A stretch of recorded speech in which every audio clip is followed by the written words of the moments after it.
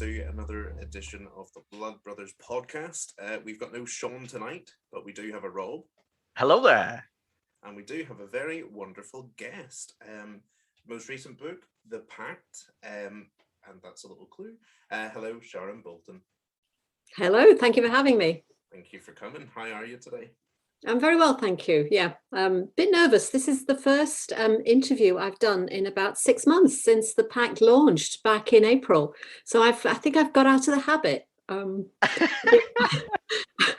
been genning up this afternoon, reading all the articles I wrote when the Pact came out, to try and remind myself why I wrote it, what's it all about, what was I trying to achieve.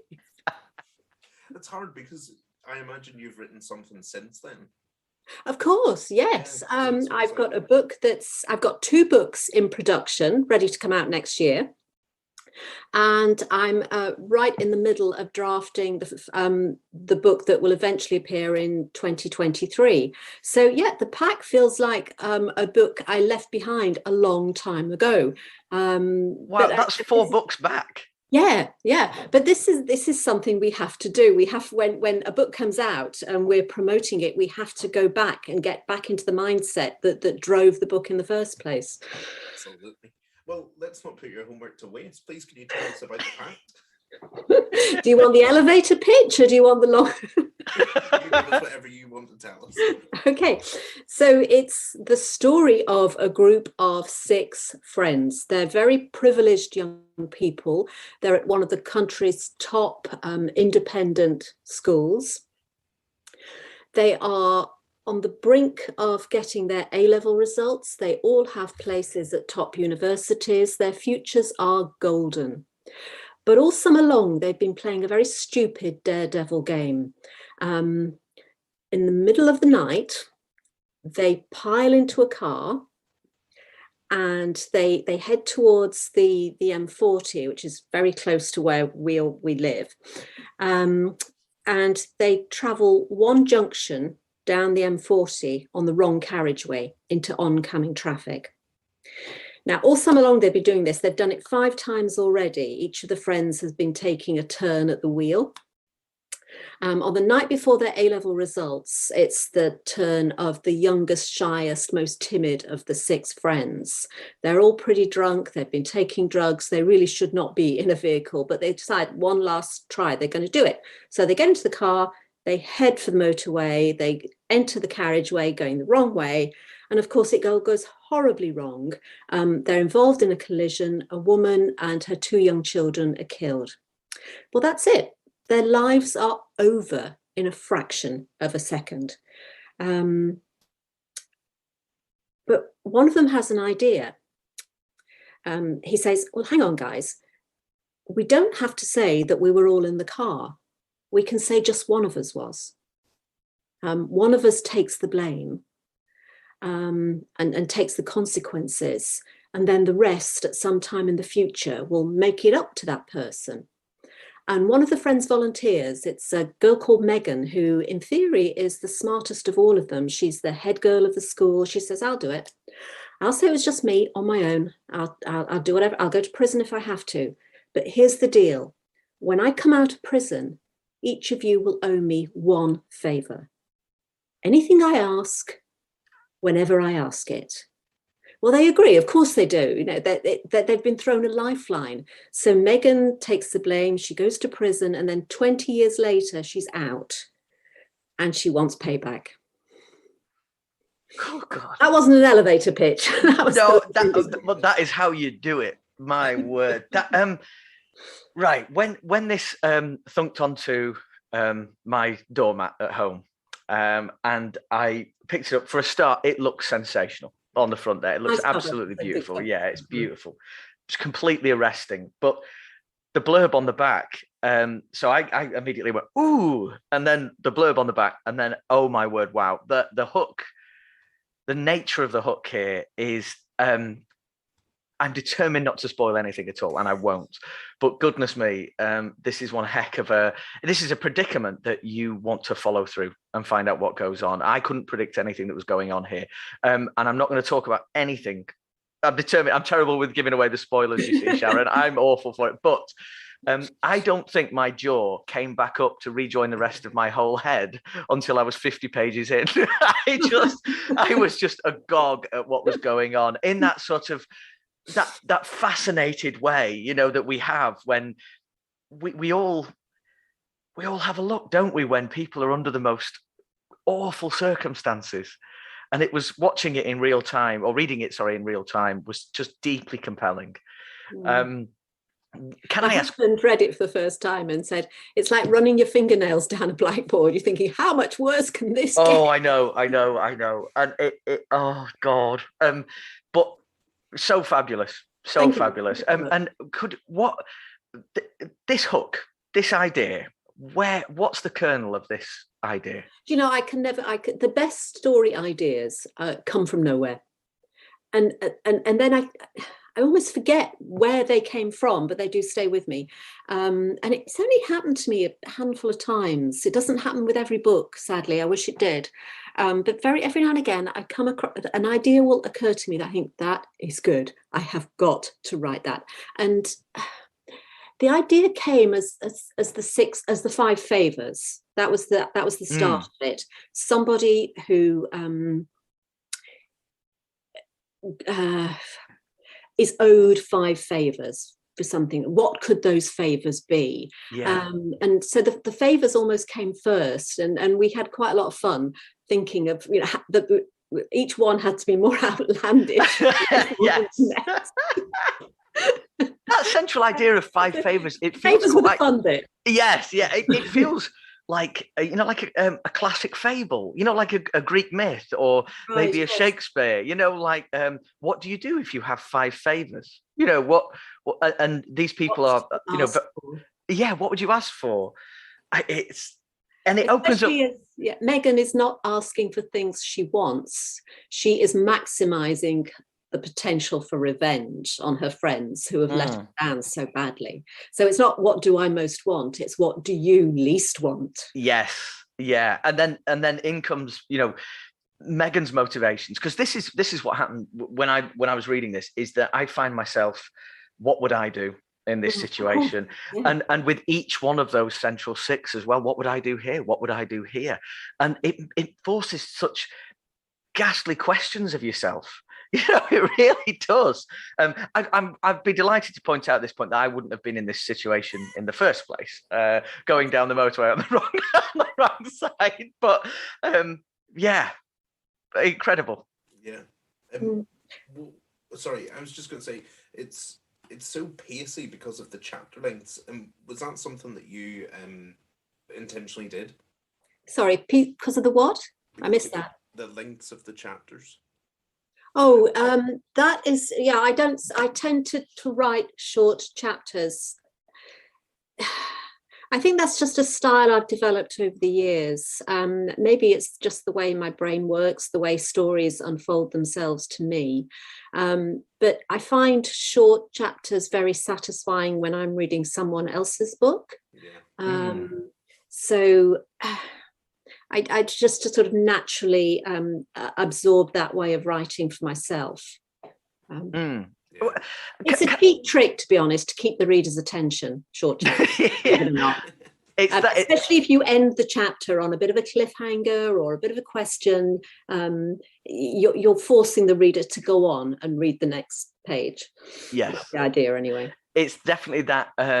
Just one more chapter as it's getting to 1 a.m, but just one more, just one more, please. You know, just one more.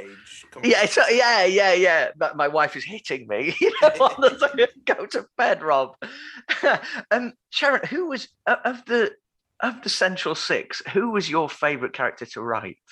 Okay, this will surprise you. Okay. It was Felix. Wow, really? Yeah. And the reason it should surprise anyone who has read the book is that to the extent the book has a villain, particularly in the early chapters, that villain is Felix. Because he's the most arrogant, he's the cocky one. It's his idea to do the dare in the first place. And he initially is the nastiest, the most aggressive. But he's also the strongest and the toughest. And as the book unfolds, we see his leadership qualities coming out, and we see that to the extent he's capable, he is looking after the others. So, this was one of the hardest books I've ever written, not because it was difficult technically. It's actually structurally quite a simple book. It follows a very simple narrative line, but because I really grew to love all these 6 characters. They weren't bad kids. They were just kids who'd made a stupid mistake, and we've all done stupid things. And I really wanted to make things right for all of them. I wanted to give it a happy ending, but given where they'd come from, where they'd started, it wasn't possible. So I cared for all of them in the end, but Felix somehow, because of his strength and his tenacity, he was the one I was rooting for most of the book. I certainly felt he had the most take the situation by the horns, take the bull by the horns, right? Even right from the very beginning, he was like that, I felt. Yeah. Which meant that you were always you were moving with him, which was great. Yeah. Part of me wants to ask the question about research here, because I wanted to ask about whether you enjoyed writing it, but how do you research something like this, Sharon? Okay, it's not a particularly heavy research book. I do some books which, really stretch my comfort zone in terms of my own knowledge. So I have to do an awful lot of reading. This one was not one of those. All I really had to do was to get, first of all, into the psyche of the young people, because they're all just 18 when the book starts. And in that respect, I was very lucky because my own son, Hal, who thinks Felix is based on him, by the way, which is a little bit weird. He was at that age. He was at the school that I've used as the model for All Souls School. So I knew a lot of these young people with their gold, who were going to Oxford and Cambridge and Durham and LSE, who had their golden futures, and they were bright, funny, smart kids. I also had this sense, because I'm who I am, because I write crime, this idea that things can go wrong at any time. And whilst these wonderful young people had the best of futures ahead of them, nothing's guaranteed in this world. And of course, COVID struck. So it kind of did all go horribly wrong for these poor kids. And the following couple of years were nothing like how they'd originally planned them to be. So the question was about research. It was easy. I was surrounded by people who were very like my characters. So that was quite easy. And the rest of the stuff, the chemistry that Felix is so, my son is studying chemistry, so that was easy. And I live just outside Oxford, so it was quite an easy place to. So actually, research-wise, this was a very light book. Yeah. So very much drawn from real life in a lot of ways. Talk to me about the one set in Antarctica. That's where I had to do. Well, I was going to say I can imagine. I can't imagine. Was there ever a time where you considered actually going out to Antarctica, or was it never going to happen? Oh, I'd love to go. But it's such a long way.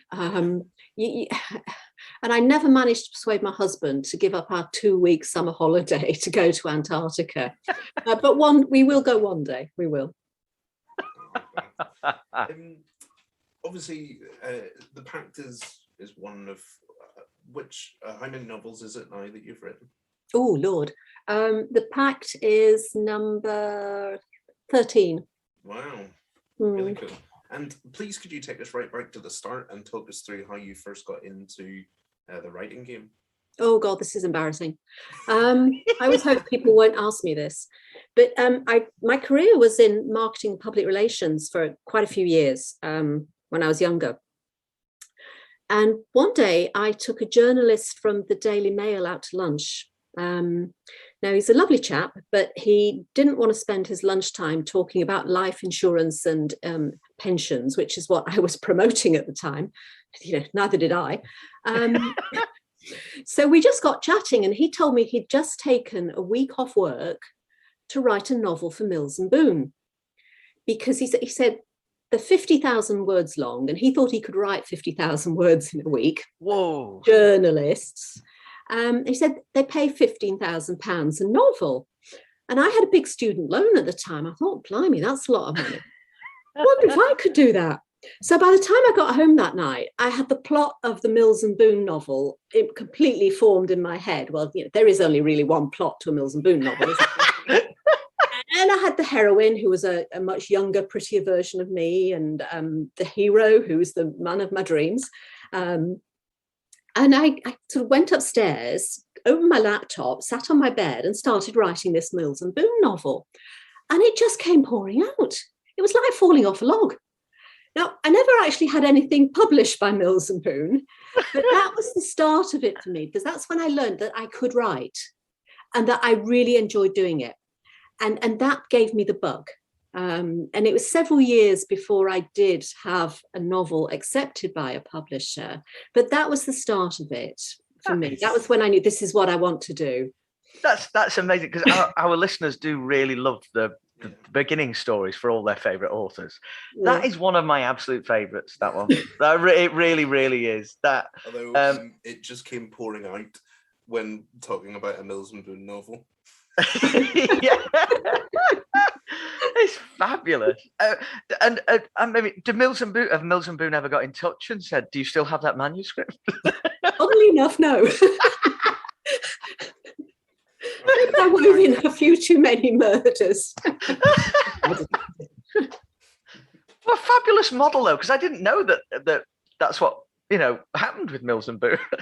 This was quite some time ago. It may not be anymore, but I mean, it was a salutary lesson for me, because you have to write what you love to read, and I do not love to read Mills and Boon. I don't love to read romance.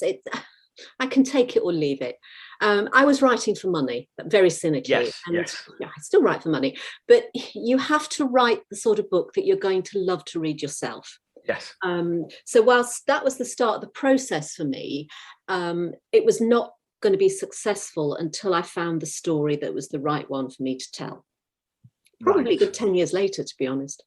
This is fascinating to me, this, and I love everyone's individual story of coming into this business. Essentially, I just love hearing them, because it's always a story of persistence, and it's always starts from a place that's ever more interesting. I'm not going to forget Mills and Boon anytime soon. I'm sorry, it's superb. Oh dear. Christy, we have, before we crack on, because I'm still bursting with questions, but do we have any Twitter questions? We do. Leslie Cara. Leslie. Does Sharon ever hit the 30,000 word slump when writing a novel? And what tips, if you do, can you give us for powering on through? Yeah, I'm not sure it happens like clockwork at 30,000 words, but there are regular times throughout the first draft when I feel I'm pushing against something pretty solid. The way I get around it is I'm constantly self-editing. So I will be constantly going back through stuff I've written previously, maybe even right back to the beginning of the novel, going through it, improving it, condensing the words a bit, making it better. And that often acts as the kickstart. So when I get to the end, I can keep going. So that's what usually works for me. Another thing people can try is just switching the means of doing it. Try writing by hand. If you're struggling for ideas for how to go to where to go next, I like a good brainstorm. Sarah Hillary, my friend, who you will have heard of, she's another crime writer. Oh yes. She has a very good tip, which is to just sort of write down 20 possible things that could happen in the next scene or the next chapter. Doesn't matter how outlandish they are, just write them down. Something will work its way through. I quite like family brainstorms. My family don't, but I they dread when I say, right, family brainstorm. And I said, look, this is the problem I'm having. This is what I kind of can't see beyond. What do you think? And they'll come up with ideas, and I'll say, no, that's stupid. That's stupid. That's stupid. But an idea will always come out of the process. That is always, without fail. Those those are some of the best tips we've ever heard for this. Oh, I think. No, they're. Well, you've got to credit Sarah Hillary for the. Well, I'm going to ask Sarah because Sarah's coming on in a few weeks, so Right. we'll Okay. ask her then. Yeah, but I just couldn't agree more. Sometimes you mentioned that word there about sort of almost like jarring something loose. Yes. And it's that there is always a trick of getting there, but sometimes it's about taking the pressure off yourself, isn't it? Instead of staring at the page and hoping that something just emerges from the ether onto the page. But that collaborative element, I certainly with the family, I think it's brilliant. I might not do it with mine yet because they're all quite young. Won't make you popular. No. Well, no. I mean, I did do it once when with a book that's coming out. A release date's not mentioned yet, so I'm not allowed to talk about it officially on here. But it's not too far off. And I was writing it about a year ago, and my daughter came in and looked at my planning sheet, and I said, "Who do you think did it, love?" And she said, "Jack Farts." So I wrote at the bottom of the thing, Jack Farts did it. And it just, for some reason, it sat there and it just helped me. It just eventually, I mean, obviously, spoiler alert, Jack Farts didn't do it. But but it was her 5-year-old little just innocence of it all just got me going, and I was absolutely away. That's fabulous. And I think this is another one where I'm taking notes on the side here. Yeah, me too. Yeah, getting this down because this is it's too good to miss. Just one more that's occurred to me as we're talking. This only really works towards the end of the book, but I think I was working on my second book, so a long time ago, and I had no idea how to bring it all to a climax in the last exciting chapter. And I was talking this through with some people who'd come around for dinner, and one of them said, "The answer lies in something you've written already." He was absolutely spot on. It absolutely did. And I sort of went back through the book. That's it. That's what's going to happen. That's great. The most mystic advice ever.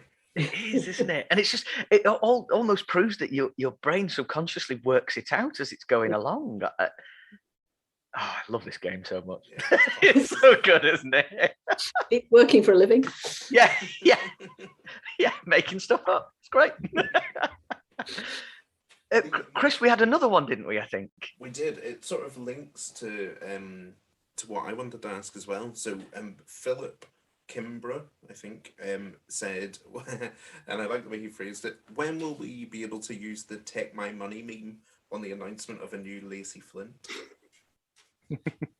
Tonight. Oh, now. What? Next book is the Lacey Flint book. Right. That's amazing. Wow. I don't need to note that down because we've recorded it. So that's amazing. The book that is, I don't think I have a publication date yet, but usually April or May time. So next year. Am I allowed to announce the title? Yes, I am. It's my book. It's called The Dark, and it's a Lacey Flint book. She's back. You heard it here first, everyone. Now get that meme going. Was it Phil? Phil, now go, man, go. That's amazing. And why now? Why did you decide? I never said that the Lacey series was over. Other people assumed it was. I went to farewell parties in various countries around Europe when the publishers over there announced it was the last Lacey Flint book. I thought, okay. But I never said it was over. It had got a bit unwieldy. She's got a hell of a backstory, let's be honest. And trying to manage that to keep it fresh for new readers, but have it make sense for people who'd been with the series from the beginning was just getting a little bit beyond me. So it just felt time to give her a rest. And then other stories came to me and they needed other people to tell them. But I always said, when the story is right for Lacey, she will come back. And then, I've been thinking about the incel problem for a while now, for quite a few years. I mean, it's hit the news in the last 12 months or so in the way that it hasn't previously. So it's starting to edge its way into the public conscious. But I've been thinking about it and worrying about it for quite some time. And I thought, if I ever write a story about the incel movement, this is going to be a Lacey story. So that's what's happening. The incels are mobilizing themselves. They've become a network. They are talking to each other, and they are fighting back against what they see as the world's injustice. And they're doing it in London, and they come head to head with Lacey Flint. So that's the central premise behind The Dark. I mean, that sounds just amazing, but imbued with a topicality that will be hard to ignore. I think so, yeah. Yeah, I can imagine, if we just slightly go back to the question of research, I can imagine research on this one being very grim. Yeah. Trying. This Yes. one. Yeah. Yes, it is. And you know, I don't consider myself a particularly ardent feminist anymore, because I'm too old, frankly. You know, that was something from my younger days. But I have found myself, as I've worked on the book and researched the book, getting back in touch with all that old anger about the way women are treated, can be treated.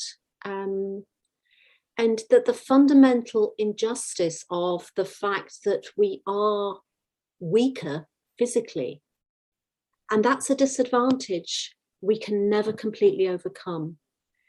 Because if it ever does come to a war between the sexes, you lot are going to win. You know, we know that, right? And a very disturbing thought came into my head as I was writing this book. It was that women are only ever safe thanks to the kindness of men. Now, you two try putting yourselves in that position. Yeah. It's a terrifying thought. Yes. And because we in the West live in such a very civilized place where most of our men are very kind and nice and careful, we forget that. But there are countries of the world where women are never allowed to forget that. And Yes. not entirely out of the question that it could happen here. So The Dark is driven by some, quite scary thoughts in my own head. Yeah, it's that sort of thing is terrifying, and the fact that as you say, that the unthinkable is, you can kind of think about it sometimes now. You know what I mean? And I think COVID has forced us to think of the unthinkable as the possible.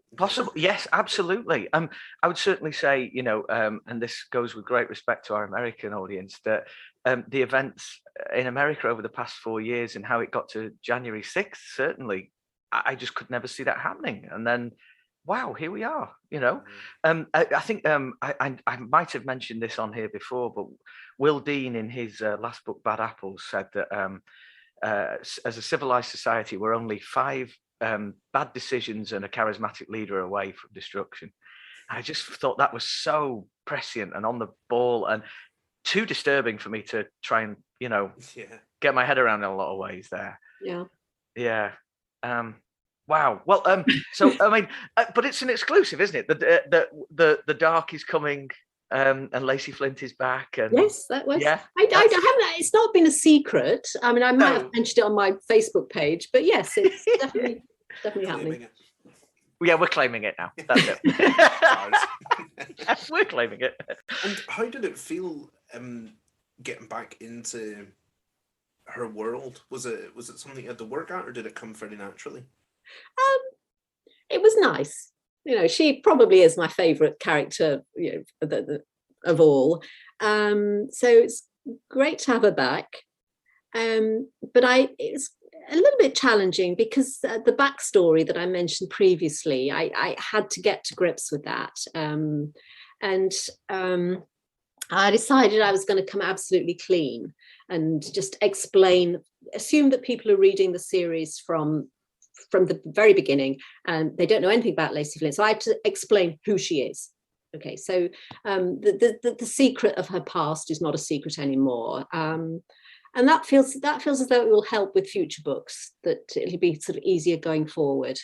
Another slightly tricky bit was, I can't remember when I last wrote the last Lacey Flint book, but it might have been 6-7 years ago. Well, things have moved on. Technology's moved on. The world has moved on. but I had to pick up Lacey's story as though it was only a couple of months after the last story. So managing things like technology is a little bit challenging. You'll be quite, so there will be anomalies that suddenly, you know, their cell phones will be so much more sophisticated than they were in the last. Just have to hope readers are forgiving about that. I'm sure they will be. I'm sure. And can I ask about, you know, you mentioned there that the publishers, the foreign publishers that had said, that had inferred that it was the last of the series. Do they know that Lacey's back? No, I'm not sure. I don't know. I must admit, it amazed me when I had a book out in the summertime, and it was when it was announced, it said one last mission, and I was, is it really? Right, okay. Why should they do that? I suppose it is. Yeah. It's awful nice of them to cancel characters for us, isn't it? What about the books? So I'm very interested. You because you're 4 books ahead from the Pact, essentially. So what's I've lost that now. I know, yeah. What's after the Dark then? Oh, well, that must be the one I'm working on. No, I've got the Buried. Buried Autumn. That's the second in the Craftsman series. I started writing a new series a couple of years ago. The Craftsman was the first, and then the Buried is the second one in that series. So that sees Florence Lovelady back again. Yep. And then the one I'm working on now is called The Dead Wife, and that's a sort of psychological thriller. No, I can't say too much about that. I don't know anything about that one yet. These titles are so good, by the way. Thank you. Well, yeah, can we ask about titles? Are they all your titles? No, God, no. I very rarely get to choose a title. Really? I always have one in my head that I write to. So The Dead Wife is my title at the moment, but it's going to be called something different by the time it comes out. I know that for a fact. I don't know if you just mentioned it because I was too busy looking at something else, but The Poisoner, is that? Yeah, that was the title for that was The Buried. Ah. So that book I called it The Cunning Wife. Publishers didn't like that. So then it became The Poisoner. And then they decided for some reason that didn't work. So now it's The Buried. Oh, it's on Amazon as The Poisoner still. No Poisoner. When I read that this afternoon, I thought that's a class title. Yeah. I like the recurring idea that you couldn't use anything to do with the something wife before, so you've gone for it again. There's a window. We'll persist here. Oh, that's superb. Does it mess with your head slightly knowing that you've got so much coming out, or is it fairly all right? It probably will mess with my head next year when I've got 2 books to promote. What a cool thing to have in the pipeline, though. I know. A lot of authors these days do produce 2 books a year, don't they? Yeah. I don't know how they do it. Well, I mean, Chris is one of the most prolific guys I know. He really is. Yeah, Chris. How many do you do? Astonishing. Well, I only write. Well, at the minute I'm doing a series of novellas, but I'll have done 5 novellas and sort of full length one as well this year. But that's not, you know, you've already got a series of 3 full-length novels as well that you completed. Well, we met when his debut came out, Sharon, which was the February just before COVID hit, and since then it's been, well, the 6th novella is almost done, isn't it? Oh no, you're writing that now, aren't you? How are you doing this? And he's a primary school teacher as well. The guy's superhuman. I know. I don't know how he does it. Quantity over quality. I disagree with that. I disagree with that. That's very kind. Can we talk about the film of Sacrifice? Yes, of course. Yeah. How did that come around, and how did you feel when you first got the news that was going to be happening?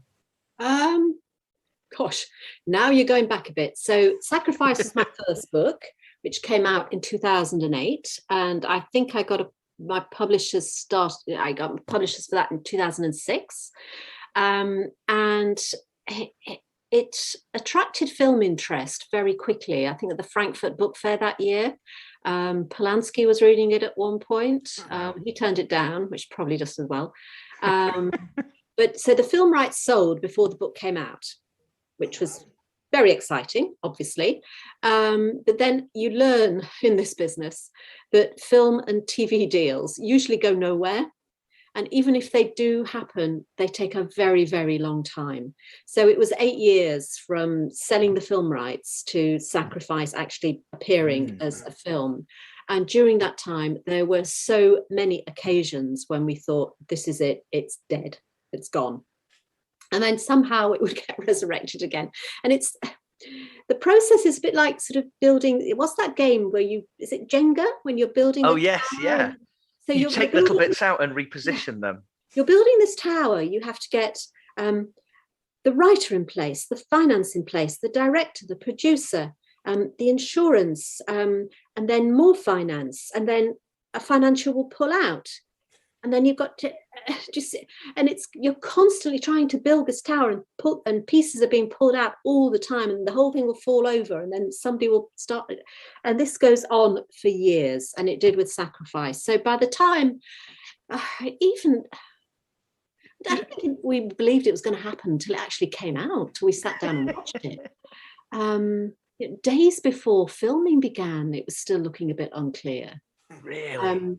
But I've got to say that the day I spent in Dublin watching them film was probably one of the highlights of my life, because suddenly this daft story that had started in my head suddenly had a cast and this film crew that were bringing it to life. It was incredible. It's a brilliant experience. I could imagine, when you're at home going about day-to-day life, knowing that these actors and the crew are somewhere filming scenes you've written, that kind of thing, or a story. I bet I couldn't get my head around it. I wouldn't imagine. Yeah, no, I'm not sure I did really. And were you pleased with the result? Yes, I was. It was well cast. Radha Mitchell played Tora, yeah, and she is such a good actor. She has such a presence. She's amazing. Yeah, very, very impressed with her. And Rupert Graves, of course, was Duncan. So yes, it was beautifully shot. The cinematography was very well done. Of course, I was pleased with it. Yeah, that's brilliant. Absolutely brilliant. It's at this stage we like to play a little game. Oh. Would you like to play a game? It sounds very soul when I say it. Like, do you want to? Do you want to play a game? Safe enough over Zoom, I imagine. Yes. It's called the One Star Superstar, and what we do is this afternoon I've had a look at your reviews, which are glowing. It was very hard to find someone who actually did give 1 star. We've looked at what else they've reviewed, so we're not going to read out your 1-star review. That'd be quite fun. You can do that. That terrifies me more than anything. Don't. It was one of the worst days of my life when Shari LaPena insisted I did, and it was. She just said, "Pick the next one," and it was a very long one. It was awful. I sat there reading that. Yeah. She was so great though about it. She was. And I thought most people would be, but yeah. No. So this person who I think it was they gave 1 star to The Split, has also reviewed 20 extra strong, non-slip clothesline pegs. Did they give that item 1 star or 5 stars? 5. 5. Yeah. Straight in. I know these people. I've been years. For the sake of the game, I am going to go with 1. Okay. Okay. This person gave it 5 stars, but with a caveat, I think. Good quality, but rather expensive. I managed to get these pegs from a local store a few years ago. They are sturdy and keep the washing on the line, even on windy days. So I was pleased when I found more on Amazon, which I purchased. But they were twice the price to what I paid before. Who are these people? They're your readers, Sharon. Not anymore. Fabulous. The other item is a kid's kids' children plastic home garden picnic set. It's pretty much a chair, a plastic chair for children. That's quite a clunky title for a chair. Yeah, it is. Yeah, so, yeah, not great, but not a great title. But is it a good chair? 1 star or 5 star? 1 star. 1 star. I think they loved it. I think it was a 5-star thrill ride, this one. Cheap, but not cheerful. 1 star. I think this is my mother, actually.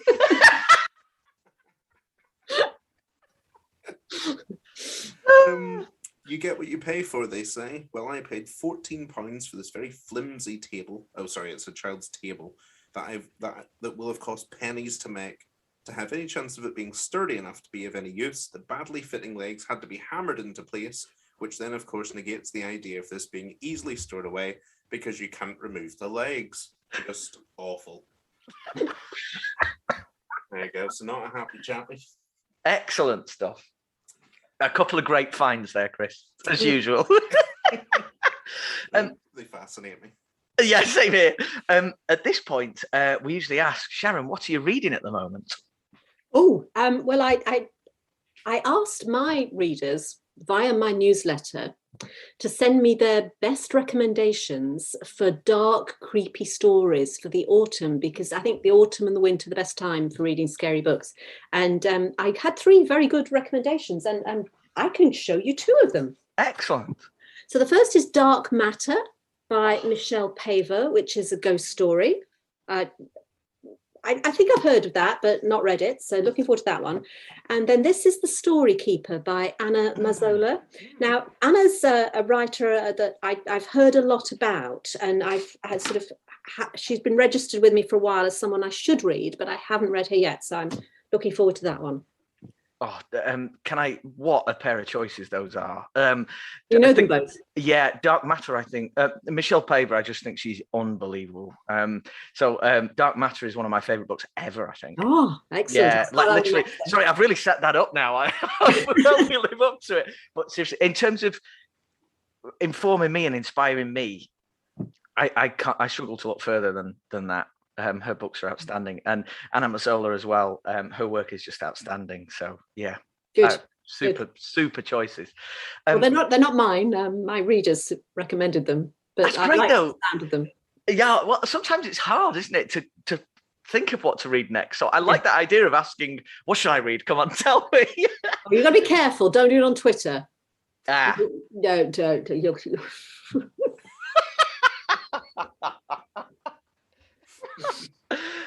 Chris, what about you? What are you reading at the moment? I'm just about to finish Tim Glister's A Loyal Traitor. How is that? What you'd expect. Like, Red Corona was amazing, but this, I think, takes it up a notch. And then I'm about to start Eve Smith's Off Target. Yes. I mean, The Waiting Rooms was amazing, and I think that this is going to be great. All about genetically modified babies, I think. Ooh. So yeah, I'm looking forward to that. What about you? So I'm reading at the moment Oscar Gudmundsson's The Commandments. This is all in preparation, actually, of in a few weeks' time we've got an Icelandic special. So we've got Oscar himself coming on, and he's going to be here alongside Solveig Palsdottir. So really looking forward to that. That's in about 2 weeks time. 2 weeks time. An Icelandic special talking about their recent releases. So yeah, really excited about it. And it's to do with the Icelandic book giving tradition around Christmas time. So it's a lovely tradition that we're very excited with the help of Corylus Books that we're going to be doing a little thing for. So brilliant, absolutely brilliant. Yeah, it's lovely. So, Sharon, who else at the moment out there that you're reading at the minute and you're really enjoying? Is there anyone that you particularly springs to mind? I just finished a proof of Sarah Pinborough's new book. Wow. So she is a writer who I have admired for many years. I mean, her famous one, of course, was Behind Her Eyes. I needed therapy when I finished that book. And Insomnia is very, very good. So that's out in March, which is well worth a read. You will get sent many proofs, I know, and I get sent quite a few as well. So I was also lucky enough to have Chris Ewan's latest book, The Interview. Oh my goodness, that's tense. Really? The opening page, if you get a chance to read Chris Ewan's The Interview, the opening chapters, breathless, so good. Would you say they're as good as the Pact by Sharon Bolton? No. But, he does well. No, he's a very, very good. That's brilliant. I love hearing what other. I feel like it's almost like a plea for, let's give some other authors a pop, but it's more like I'm actually building up all the recommendations that I want to read here, so literally I've got an envelope here and it's just covered in stuff we've been talking about. That's great. And I always have like a little question that pops in my mind about if you could pick another genre, Sharon, because we all get put in a genre, don't we? And it's kind of hard to, sometimes I think it helps us to be found, but at the same time, sometimes I think it kind of keeps us in one place and inhibits us a little bit. If you could just take the gloves off and go wandering off into any genre to do whatever you like, any idea where you'd go? Yeah, I'd be the new Jilly Cooper. Would you? Yeah, that the sexy, raunchy, funny, bodice ripper. Yeah, that's it. I'd love to do that. I'd suck at it. I couldn't do it at all, but in my dreams, that's what I'd write. It sounds like a promotional thing. You've got to get down to Asda to get the new bodice ripper from Sharon Bolton. Sounds superb. Oh well. More seriously, though, I mean, I'm sure this is not going to be original at all, but I would love to write a really classy, quality, slightly gothic literary, like The Secret History or Diane Setterfield's The 13th Tale, Joanne Harris's Chocolat. That's the sort of thing I'd love to write. But yeah, I know I can't, so I won't even bother trying. Amazing. I love the answers to this question. We get all sorts of good stuff when we ask this one. It's brilliant. Cool. Yeah, what a great, every week I look forward to this because the stuff we get, I mean, like, from the advice that you gave by way of Sarah Hillary possibly, but you can claim it. The stuff you've given, it's just so, like, it makes me want to go and just crack on. And good. Yeah, which I just think it's great, and it's such a lovely way to meet people and great. So yeah, thank you so much for your time. My pleasure. I've really enjoyed it. Oh, thank you so much. Learned so much, and we've got all the exclusives, more exclusive than we knew what to do with here, listeners. So get your diaries marked, or at least just put a big circle in saying that these books are coming. But thanks so much, Sharon. It's been great to meet you. You're very welcome. It was my pleasure.